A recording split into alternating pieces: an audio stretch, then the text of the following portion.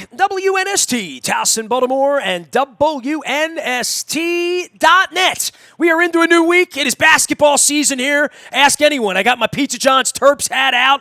Got some leftover Pizza John's pizza in the refrigerator as well. Got my Cole Roofing mug with my Royal Farms Kona Blend aboard. And I tell you what, we did not go to Indianapolis last week, Luke Jones. We did not participate in the Combine. I celebrated my dear friend Howard Scher's 50th birthday party on Saturday night at a non-sponsor location in Timonium, watching the Terrapins. I know you spent the evening with your brother watching AEW and watching wrestling. And, I mean, Marvez wasn't even there. It's been kind of a topsy-turvy time, and the Ravens are doing their thing. And I'm going to have track down every Eric at home and Mike Tenier and Matt Lombardo and all of our pals that were out there drinking all night in Indianapolis. I'm going to ask about their livers. But the baseball thing, dude, it's March. I know we played big basketball the other night. I know we've whined about the Astros, and, Astros are getting plunked at a record rate in Florida. Who knew? Sunday, things calmed down for me. The Terps had lost. My wife slept in. We made some French toast. We watched a Saturday morning, the Maniac down at 1600 Pennsylvania Avenue doing maniacking on a Sunday morning as he's wont to do. And then I wanted to watch some baseball. And I sort of remembered the game was on Saturday and not Sunday. And I thought, the game's not on, but I'm going to go to the television and see what is on. So the game's not on. What wall-to-wall baseball are they putting on? And lo and behold, they're playing the Phillies, and it's too much money to take the TV crew over to Clearwater or to take their TV signal. Luke, I don't know what to say, man. I used to think this was about the old man, being an old man, where, they didn't have HD TV. I mean, I could go through 1,000 things with foreign auto dealers and the Chick-fil-A cow on the wall and all of the stuff that I know that people are bored by and how poorly run the Baltimore Orioles and MASN have always been, even during the Buck Showalter years when it smelled nice on the field because Manny Machado and Adam Jones and a genius manager and sort of a genius tandem of GMs and McPhail and Duquette fumigated it for a little while. But why in the world in 2020 you would have a television network that we're all paying for that they could not in some way put the game on a 28-degree Sunday afternoon when there is no basketball I care about on, and I'm not a lacrosse guy, and I'm not a NASCAR guy, and I could give a rat's ass about golf for the most part, as you well know. I just wanted the baseball game. There's something comforting about a baseball game of palm trees that maybe one day would give me hope. You know what I mean? And maybe I'd learn a little something about the Phillies for the I don't know, man. But if you're trying to suck me back in, and my last name's Aparicio, what are they doing, man? I mean, what are they doing? Well, it's the same thing we asked in 2017 and 2015 and 2013. Look, I mean, you and I have differing opinions on Orioles-related topics over the course of a baseball season. And that's why people listen. They know I'm the angry, pissed off, get off my lawn guy, and I should be. They lose 100 games every year. They've treated the community like garbage. They treated me and my family like garbage. They've treated everyone I know like garbage. And by the way, the lease is up in 18 months, but I'm supposed to not talk about it now that they bought off Garceau and that they're buying off all of these voices. They got Brett Hollander now. They grabbed him off the radio.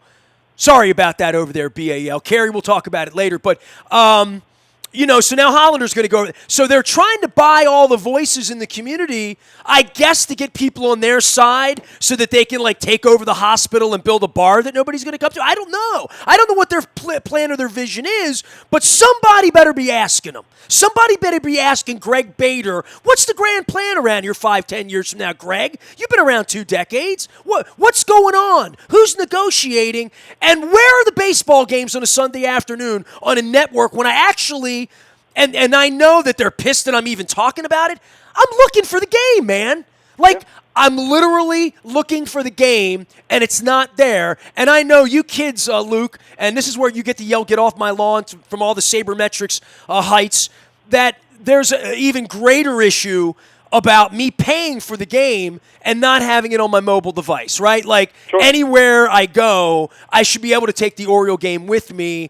And these old men that own baseball, that run baseball, who've done a great job of monetizing bats. They love to brag about that, and yet I can't get a spring training game in March. I can't even go out to a bar and put the game on. I go to bars now, and the Orioles games aren't even on. The Orioles games aren't on in most places in Baltimore when I go out. I have to ask for it, like it's like the True TV channel or something, you know? Well, I mean, once you get into the season, I would say that's a reflection of the bar just as much, because what else is on in May? But anyway, to get back to your original question. Probably Fox News somewhere in I Hartford agree County. with you 100%, and I've said this for years. There's no reason MASN shouldn't be televising more games, and that's just the truth. You go down the division, right, and I do this annual research every year. The Red Sox, 14 games on NESN. Yankees, 11 games on Yes. Rays, 11 games on Fox Sports Sun. I mean, the Rays are on more often than the Orioles are in the spring. The Blue Jays, who... Well, you know why the Rays are on? They're still trying. They're still trying. There's somebody there who sells tickets. Move half their games to Montreal. Let's not pat the Rays on the back too much there. Fair enough. Okay, but my point, but you have to put your product in front of your fans. It's the only reason the network exists. Sure. No question about it. It's a promotional vehicle to sell tickets for whatever bobblehead, gnome, Star Wars, snowing in July, which I actually went to last year, and it's the craziest thing I've ever seen in my life, bringing in snow machines in a park in the middle of center field, and people come. I don't get it. I remember when it used to be baseball, and now all we talk about with baseball are these cheating guys that got away with it. They got away with it. So far. Just like all the steroids guys did 20 years ago. I mean, why am I looking for it at 1 o'clock on a Sunday? Maybe that's the question for me. Sure, Maybe I'm Jack Nicholson, and I need to be put away in a cuckoo's nest to be looking for a spring training baseball game with the Phillies on March 1st. Maybe Leap Day got into I don't know, but I really did at 1 o'clock say, I'll put the ball game on. Here Garceau and Ben McDonald cut it up. See what they don't know about the team or what they do, you know? Right. And that's where this is frustrating from the standpoint of why do you not, at the very least, have your home weekend games all televised in the spring? Look, let's call a spade a spade. 4 weeks, here. dude. No, 10 games. No baseball team is doing fantastic ratings on spring training games. That's just the truth. I mean, what's interesting, Nestor, we can talk about MASN, and look, 7 is way too few. I mean, I'm not going to sit here and try to justify that because I've talked about this for years. Have like 3 of them already aired? How many have I missed? What's that? They've already done 3? Yes. So there's 4 more left, and we're 3.5 weeks out on opening day. Yeah. But it just speaks for itself to me, and this is where this becomes a greater problem for Major League Baseball in general, is I mentioned the Red Sox, 14 games on NESN. They had 18 on last year. The Yankees, 11 games on Yes. They had 19 back in 2013. Because the Yes Network is strapped. I know they're on hard. The Yankees are on hard times. But this is the problem, and this is where I'm concerned, not just here in Baltimore with the Orioles, but in baseball in general. Everything is about the bottom line in the here and now, and I can continue to ask the questions, what are you doing to grow the game from the standpoint of whether you're talking about putting games, spring training games on, or whether it's the issue of in-market streaming? I mean, we've talked about this forever. I mean, MASN, once again, you cannot stream it on your mobile device, and you look around at other things. I mean, the Oakland A's they don't have a local radio affiliate. They're streaming all their games. I don't know if that's the answer either, to go from terrestrial radio to no radio.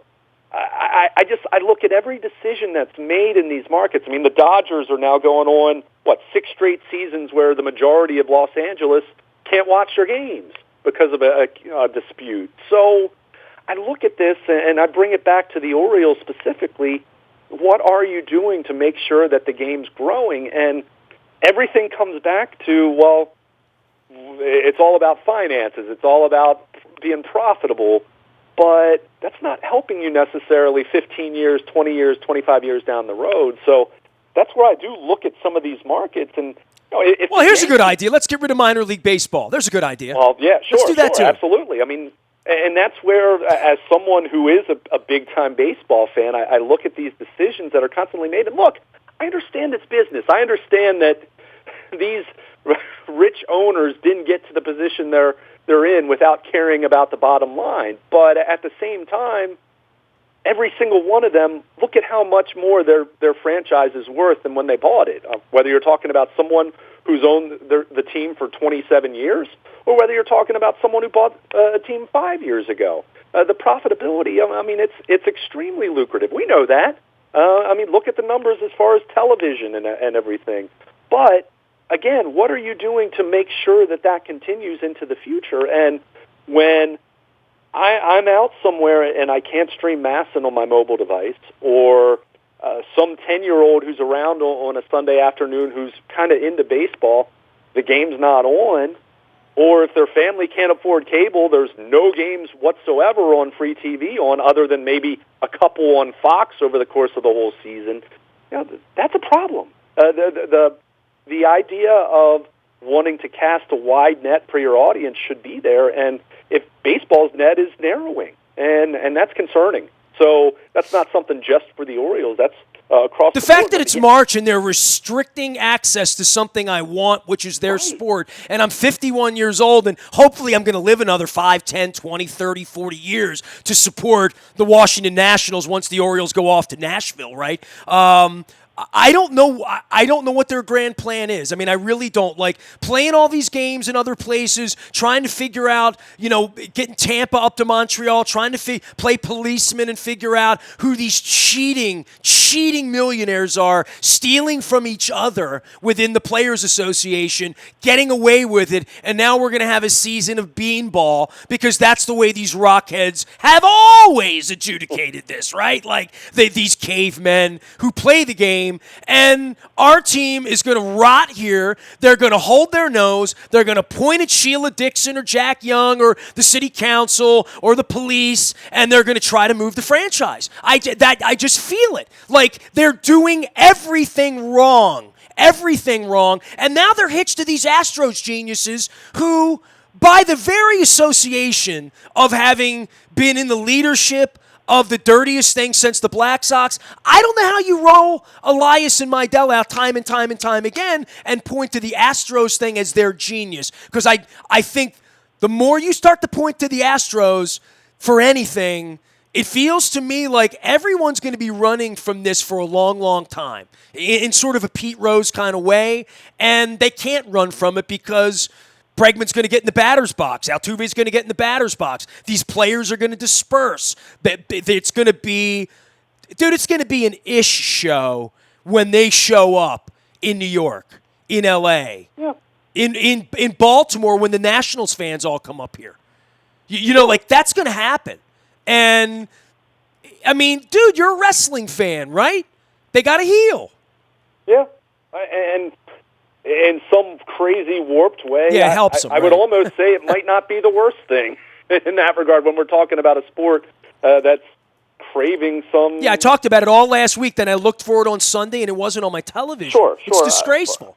But just to bring it back to what I was talking about, I mean, I think when you're the Orioles where they are right now, it's very clear where they are from an on-field standpoint. We know that. We knew that. We've known that for a couple years now. When we were talking the day that Mike Elias was hired, we knew that February and March of 2020 was not going to be pretty. We understood that, and that's something that, they didn't really have a choice at that point in time to go about it this way. But that's where you do need to be more strategic. And, like even for example, last week's game that was on MASN, it was a very lackluster lineup that day. And look, I don't expect Brandon Hyde to be mindful of when they're on TV, but maybe there's someone in the organization who should be mindful of that and say, hey, maybe this is the day, make sure... Is that you, T.J. Brightman, or is that you, Greg Bader? Oh, or is that Marco? I don't know whose job that is, but but it is true, dude. It's true that you are marketing a zero product that no one cares about, no one talks about. You canceled your carnival. You ran around with a caravan with Mark Viviano on a bicycle showing 75 fans and acting like you did something on a cold day in Annapolis. And you didn't put your tickets on sale until last week, and now you're not putting your games on TV, and the lease is up in 18 months. And as a citizen, I'm concerned. I mean, I've been concerned about how the place has been run for 2 decades, but, I mean, we're now getting down to nut cut time here with the future of the city, the franchise, the hotels, the restaurants, people's jobs, livelihoods, the community, the neighborhood, everything that's a part of it now that the Washington Nationals have muscled up and become the New York Yankees, because that's what's happened here financially. That's a fact. Well, but we also knew 2 or 3 years ago that this was going to be where they were at this point. You weren't going to rebuild the franchise in a year. I mean, that's just the truth. So, but that's where I do. And look, getting back to the point I was trying to make about MASN and a game being televised and not really having a very interesting lineup in there whatsoever. No, normally there's not someone in the organization that's going to be mindful of that, because that's typically not something you're thinking about in terms of a spring training game and getting ready for the season. But when you're in the situation that the Orioles are in, when you're talking about where attendance and interest is and where the team is in terms of wins and losses, that's where, yeah, it is a little disappointing to tune into a game and there's 7 guys in the lineup that aren't really, Orioles. Whether they're not starters or they're not Ryan Mountcastle or Adley Rutschman or guys like that. They're just the placeholder type guys. But it's one thing if Rutschman is going to do an inning in the booth with Ben, or that helps too. If they want to do PR, if they want to do sports radio, because believe me, no one is listening to these dugout chats in the mornings on the FM, and they're not even interested either. The basketball team's the only thing people are interested in right now for a week or two at least, and then the Ravens are going to be the rage once next week gets going, and Eric DeCosta is going to be moving around chips, and what's going to happen with Matt Judon, and are we going in or are we not going in, and what's happening with the draft, and how about that tall kid and the wide receiver in the draft last week, or how about that linebacker, and all of that's going to be there. Opening day's 3 weeks away, man, and I can't name 5 Orioles. I forgot the manager's name last week, for crying out loud. Would you though, if they were doing those things? I mean, to be totally if the game's on TV, at least I'm I got an opportunity. And you should be able to name more than 5 Orioles, by the way. But anyway, I get your point. Don't quiz me. And look, so much of this, it really just comes down to... If I went decaf, maybe that would help. It is what it is right now. I mean, we know that. We can't sit here 2 years ago and then complain because they're bad, because we knew that's... Well, yeah, the whole thing's a big bag of poop. I mean, it really is. I mean, it's 100 losses. It is what it is. And if you want to run down and watch Adley Rutschman play wherever they're going to place him, Bowie, wherever it's going to be. By the way, where is he going to be? Is he going to be Frederick, Bowie? Probably Frederick. I mean, that's the general consensus. I mean, hypothetically, could they start him at Delmarva because he only played a few games there? Sure, but... See, this is the stuff I want Ben McDonald to tell me on a Sunday afternoon while I'm watching people eating popcorn and kids getting ice cream all over their face in Clearwater. You know what I mean? Sure. Well, I'll say this much. I don't see... And I've looked at this a lot. Very few teams televise road games in the spring. Yeah, it costs money. Chris Pike explained that. Go to the buyatoyota.com audio. The Yankees aren't broadcasting or I don't think they're broadcasting any of their road games at this point. So if the Yankees aren't doing it, then... They should be sharing video, and Rick Dempsey and Jim Hunter could be sitting in a studio up in Hunt Valley talking about the game, and it would suffice. It would be better than wall-to-wall baseball. I hear you. By the way, hi, Pete Cycle. But I'm just, if we're going to judge, I'm comparing it to the rest of baseball, but there's no reason why more home games, especially on the weekend, home games should be on TV. I mean, that's just the truth. And again, they're on Monday. They weren't on Sunday, but they're on Monday. But at the same time, it doesn't seem very strategic to put weekday spring games on when you have an opportunity to put some road or some weekend home games on. So see, it would feel to me like they could take the Phillies broadcast and put it on MASN at night, 5 hours later, and I would I would watch a spring game at 7:30 on a Tuesday night, like the Orioles are playing the Nationals on Tuesday. The game's at 1 o'clock. All right, I got a meeting at 1 o'clock. I'm going to be sitting in Cross Street at the market. The game, it will either be on or it will not be on, but if it were on, I would see a little of it live because I am out circulating in restaurants, luncheon, moving around, at-bat app, all of that stuff, right? And then I could come home Tuesday night. My wife's got some pot roast, whatever. The Maryland game's on, and during halftime, I could flick over and watch the third inning because I like old Scotty and Mike Bordick in the booth. Or is Mike Bordick back, by the way, or no? Yeah. Okay. Yeah, he's back. I don't know. They don't put the games on, Luke. I'm just asking. I'm asking because I don't know. But that's the kind of thing I'm saying that if it were a going concern, if they treated spring training as a come-on for someone like me to want to buy tickets on a bobblehead night or want to get engaged with Ryan Mountcastle or want to get engaged with going down to Frederick to see Adley Rutschman or take a bus to Frederick to see Adley Rutschman, they are horrible at what they do. They are horrible at being nice. They are horrible at marketing baseball. I'm talking to you, TJ Brightman. I'm talking to you, Greg Bader. John Angelos. You guys, because you can't blame it on the old man. The old man's eating pudding now. Like, the old man's out of this. So any of that, well, look who's running the team. They're supposed to be sane, youngish, local, connected, Baltimore-loving, Harford County-loving, Anne Arundel County-loving people involved in the organization now. And I love the team. I live 2 blocks away from the stadium. My neighborhood is deteriorating because the baseball team sucks. It's much bigger than that now, but the baseball team was a large part of emptying out downtown on summer nights as a trend 20 years ago. And trying to revive it, trying to make it better, involves them trying, doing something. I'm talking about your baseball team right now, and you're not. It's disgraceful.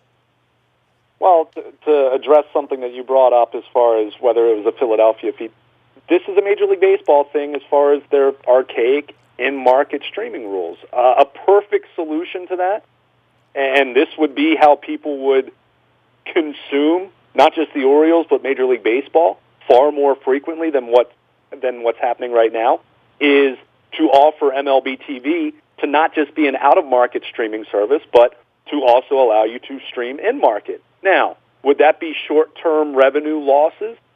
Sure. I can understand that there would be some short-term pain with that, but you'd be growing the game. And if you did it that way, Nestor, guess what?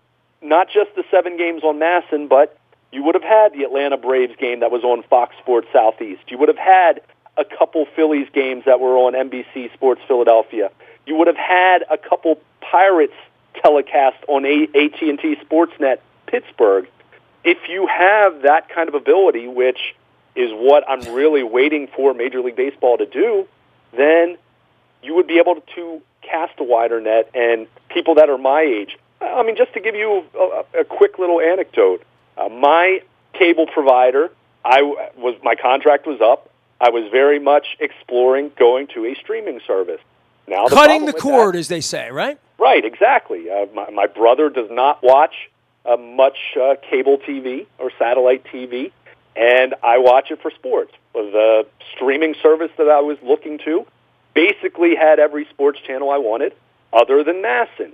Now, ultimately, I ended up getting a nice rebate and a reduced price offer for the next year. I stayed with my satellite provider. However, my only option if I wanted to cut the cord, which, believe me, I have plenty of friends, I have family, people much younger than me at this point, talking 20-somethings, are not subscribing to cable or satellite So anymore. what happens? The Orioles go away in their home. The Orioles go away to them unless... So do the Phillies and the Pirates, right? Or what you have to do is you get an MLB TV subscription and you get something that's called a VPN, which changes your IP address, which you can say you're in Montana, then yeah, you'll get the Orioles games then. So those are the links at which you have to go to try to stream the Orioles in market. And hey, dude, I went to Korea, and I told you how I had to watch that Bills game, right? Yeah. Literally, my kid took his phone in Dundalk and held it up to his big screen TV and put it on a ledge, and I watched it on my wife's FaceTime on her IM, on her iPad in Seoul, South Korea, because the NFL wouldn't take my $24.95 to watch one football game from halfway around the world at 3:00 in the morning. And I'm a pretty teched up dude. My wife's a Verizon engineer, and we could not figure out how to get the game on in South Korea. I mean, I don't know what they're doing. I mean, I really. It sort of blows my mind. I go to these owners' meetings and all these billionaires sit around. The Orioles sort of locked me out but let you in, and now they're buying off all the rest of the media around here during this negotiation period over the next 18 months, getting ready to either move the team or threaten to move the team or threaten to take over neighborhoods here. I don't know, but all of that's on the table over the next 18 months here, and they can't figure out how to put a baseball game on a Sunday afternoon when I actually want it, and no one wants their product. And so that's their challenge, and it's not a business challenge for them, Luke, because they're all making plenty of money. I mean, that's part of the problem, that they just roll out of bed. And John Angelos is born on third base, and I swear he had a triple. And it was almost an inside the park, but he held up just so he could make it home by himself. And now he's got to get home by himself through all of this. And there's no there.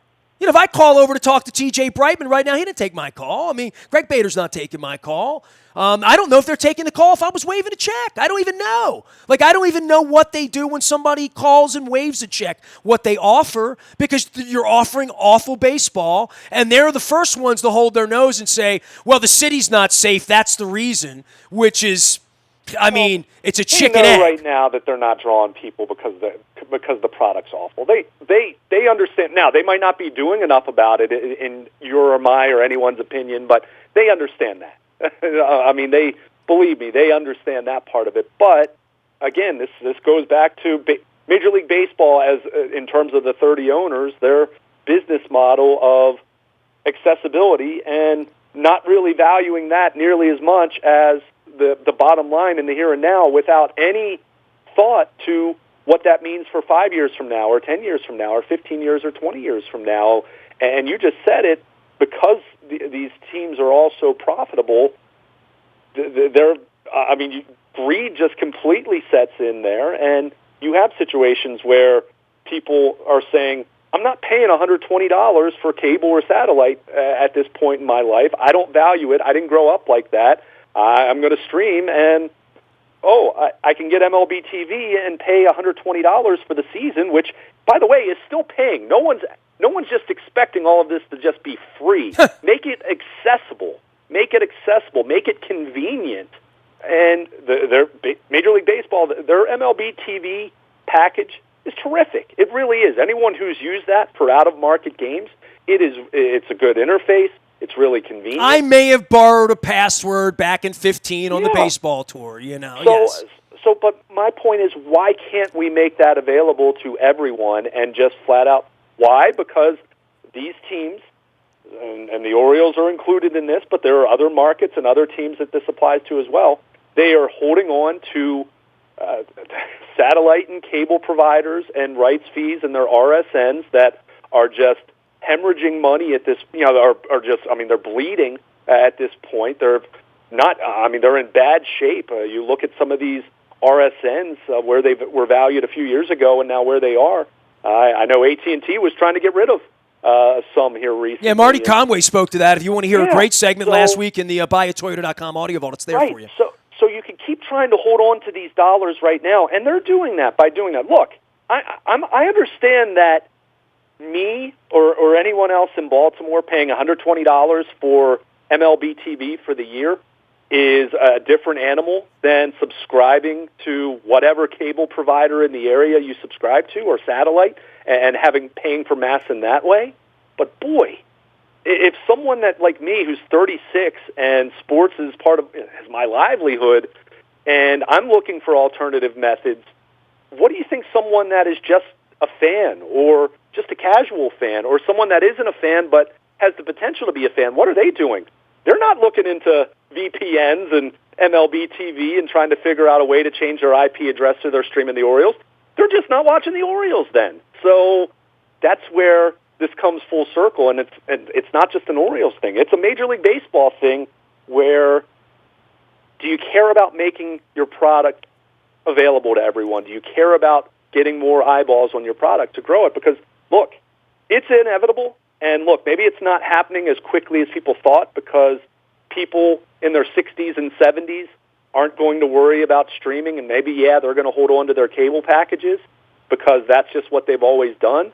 But change is it's coming, and eventually, over-the-air cable and over-the-air satellite, that's not going to be a thing anymore. It's going to be streaming. And look, I don't know exactly how that's going to look and whether it's going to just revert to bundling and maybe it'll just be like that ultimately. But whatever it is, we have to care about it, though, to go find it. Sure. And, you know, I remember when my mother was alive. I mean, it feels like yesterday my mother was alive, but my mother had a hard time figuring out where the game was. MASN 1, MASN 2, what channel's it on? Is it on 13? Is it on 2? Is it on 45? I mean, moving the games around was an issue for the older. Now, my mom's not going to watch any more Oriole games, but there are times where I look like I did on Sunday and say, I don't know where to find it or if I can find it or if it's available and where it's available. And I'm not even a Dodgers fan, right?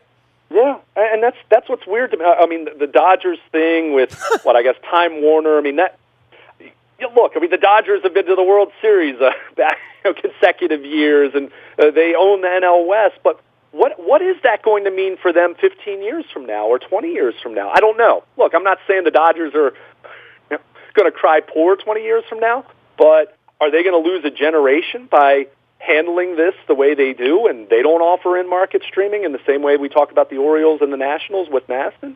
I think there's fallout to that, and that's where you have a commissioner that I don't think is nearly forward-thinking enough. I mean, instead of messing around with the playoff format, with the picking your opponent, I mean, figure out how to stream, that I can pay to stream games in my home market. How about that? Instead of worrying about having more, because that's the quick fix. Oh, more playoff games. That'll help the TV networks, and they'll sweeten our TV deal. No, how about you figure out a reasonable way for someone to pay and be able to stream in their home market? It's 2020. It's not 2010 anymore. That this is still a conversation for Major League Baseball is utterly ridiculous, and it's concerning. And look, I'm not someone that's sitting there saying baseball's dying. I think you can go over the course of the history of the game, and you'd find pockets of time where you would find articles in the New York Times from 1920 or 1950 or 1970 and hear very similar sentiments. But at the same time, you do have to worry about your fan base and its age and making sure you're bringing enough young people in.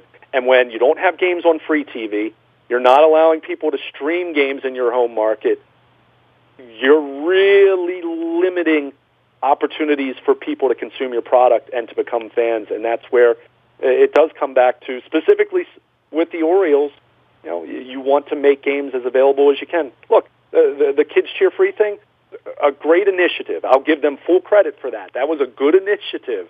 And you still don't see many teams around baseball do things like that. But there needs to be more. You need to always be doing more. And when you're continuing to, even for a cable network that I pay for through my satellite provider, and I still can't watch it on my phone in 2020, that's a problem. That's something that shouldn't be an issue. And to continue to not be able to stream and market, I think it might not be something that matters as much to someone who's 40 or 45 or 50, but boy, it really matters to someone who's 35 or 30 or 25.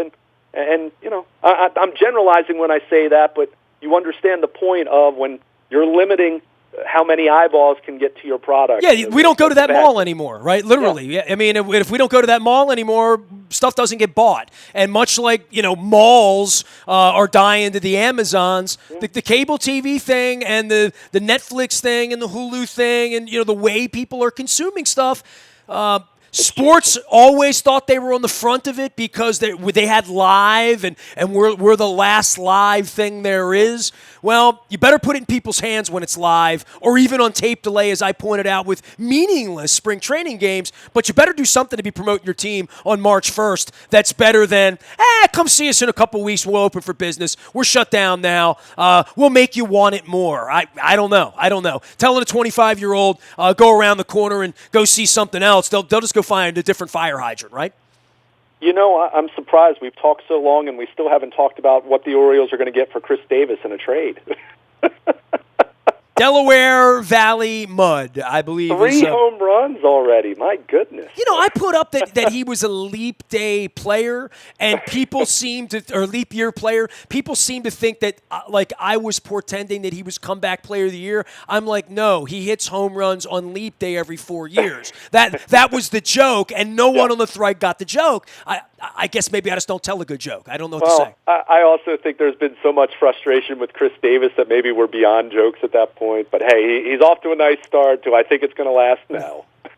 But there were people in my thread who did and took it seriously. He's gotten stronger, and he's he's having a better start to spring than he's had in years. What's that worth? Probably nothing. I don't hate on Chris Davis. I mean, it's not his fault the old man gave him the money instead of giving it to Machado. And look, right? Hey, and I don't know that I want Machado either, but either way. By the 0.2% chance that maybe he has found something, then, hey, it'll be interesting to talk about this year. But for the time being, it's a nice little story in late February and early March. But there are only so many headlines to talk about, so why not? Maybe next week the Red Sox will get the death penalty. Yeah, that's something that's. Manfred said, what was that, 2 weeks ago? He said it was going to be out the end of the next following week, and we're still waiting for it. So who knows? I'm sure it'll be very thorough, very fair, and have a great strategy behind it when it's done. And that's the big thing, too. I mean, look, people that are frustrated that the Astros players weren't penalized, I get that. But, Rob Manfred put that in place 2 or 3 years ago when the Apple Watch thing happened with the Red Sox and the Yankees, which was a much more minor infraction, of course. But at the time, he laid the groundwork for this to happen. And it was a lack of, goes back to what I just said about the whole in-market streaming thing, a lack of forward thinking.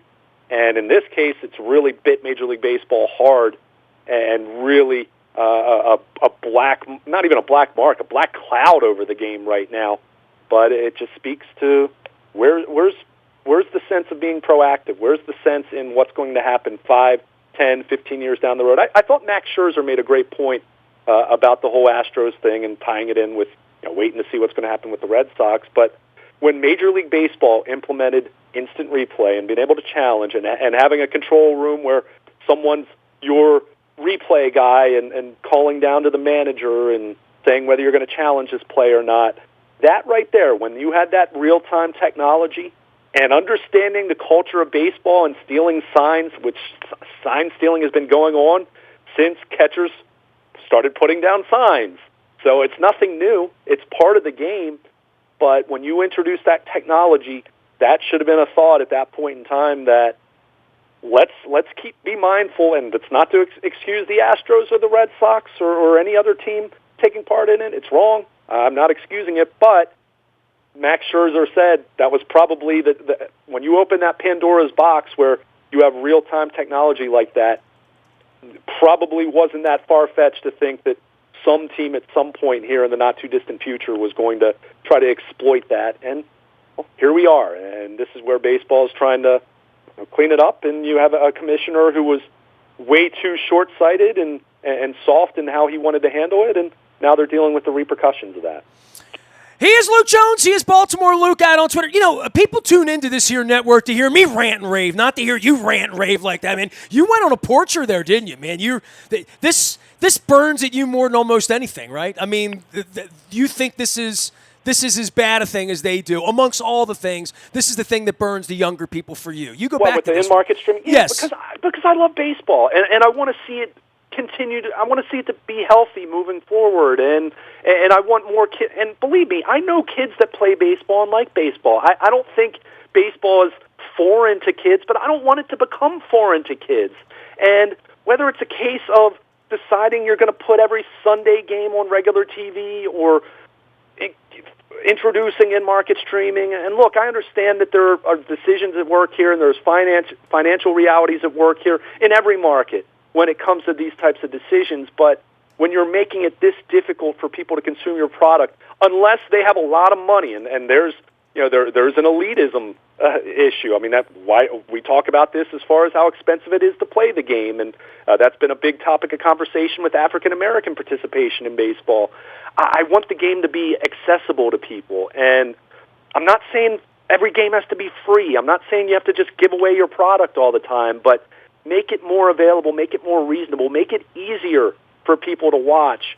And when you're talking about 30-somethings and 20-somethings and kids who have parents that are streaming because, I'm that age. I'm 36. I have friends who have kids that watch TV, but they don't necessarily watch it over the air. They're watching Netflix or they're watching YouTube TV because it's a heck of a lot cheaper and it's more convenient. So you have to adapt that model. And I know it's not all going to happen overnight, but I need to start seeing some more meaningful steps being taken in that way, because I want baseball to not just be around 20 years from now. It'll be around, but I don't want it to be like, how we view horse racing or boxing now. I mean, 70 years ago, horse racing and boxing were as mainstream as it got with Major League Baseball and college football, but that's not the case anymore. And, I don't want to see that completely happen with baseball, but when you make it that much more challenging for people to access your product, I don't think it's good. I'm holding my Keep the Preakness and Baltimore pin up on my co-roofing hat, just so everyone knows where I stand on that. We'll bitch about that next month. Luke Jones, I bid you adieu. Have a good week. We'll catch up on the Ravens and certainly some Terps on the backside of Rutgers. Always a pleasure, my friend. Sounds good, Ness. Luke making sense out there. Who knew it? That's why we keep him around here, to balance me out. All my zaniness. Baltimore Positive is alive and well. We will be chatting with former mayor and current mayor candidate Sheila Dixon at Fadley's on Thursday. We'll also chat with Frank Kelly as well about the Fellowship of Christian Athletes and the big Ed Reed Supper coming up on Monday night over at Martin's West. Nasty at WNST.net finds me. I got the Maryland Sporticulture Gold Magma lava lamp. It's a magma lamp. I'm not allowed to say lava. It's magma. Trust me. Every time I say magma, I think Austin Powers. Cracks me up. Also brought to you by Pizza John's and our friends at Royal Farms. And, of course, Liberty Pure. I don't have any water on the set because I drank it all. Got to get up with Doug Workman about that. Working on all sorts of stuff around here this week. We are WNST.net, AM 1570, and WNST Towson, Baltimore, and we never stop talking Baltimore sports.